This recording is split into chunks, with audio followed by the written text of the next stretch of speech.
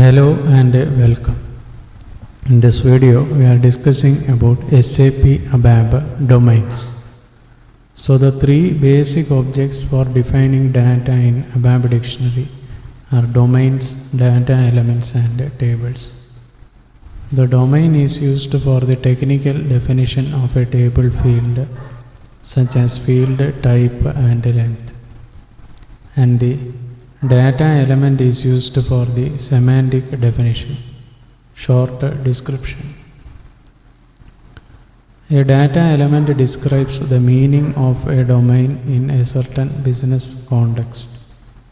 It contains primarily the field help and the field labels in the screen.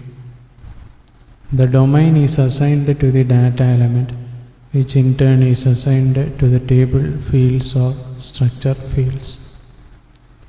For instance, the MATNR domain char material number is assigned to data elements such as MATNR_N, MATNN and MATNR_D, and these are assigned to many table fields and structure fields.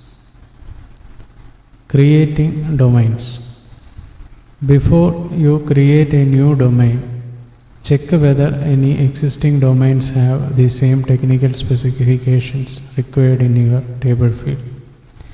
If so, we are supposed to use that existing domain. Let us discuss the procedure for creating the domain. Step 1. Go to Transaction SE11. Select the radio button for domain in the initial screen of ABAP dictionary and enter the name of the domain as shown. Click the Create button and you may create domains under the customer namespaces, and the name of the object always start with Z or Y. Enter the description in the short text field of the maintenance screen of the domain, and in this case it is the customer domain. You cannot enter any other attribute until you have entered this attribute. Step 4. Enter the data type, number of characters and decimal places in the format block of the definition tab. Press the key on output length and it proposes and displays the output length. If you overwrite the proposed output length, you may see a warning while activating the domain. You may fill in the converts, routine, sign and lowercase fields if required, but these are always optional attributes. Select the value range tab. If the domain is restricted to having only fixed values, then enter the fixed values or intervals. Define the value table if the system has to propose this table as a check table while defining a foreign key for the fields referring to this domain, but all these are optional attributes. Step 6. Save your changes.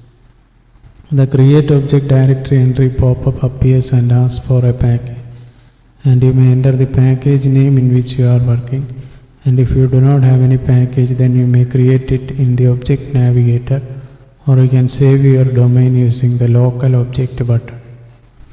Activate your domain. Click on the Activate icon or press Ctrl plus F3 to activate the domain. A pop-up window appears listing the currently inactive objects. Step 8. At this point, the top entry labeled DOMA with the name SCP_18 is to be activated. As this is highlighted, click the green tick button. This window disappears and the status bar will display the message Object Activate.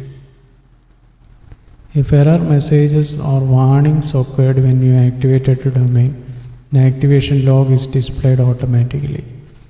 The activation log displays information about activation flow.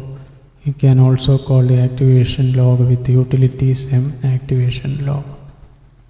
So this was a brief discussion on SAP ABAP Domains. Thanks for watching this video. Bye for now.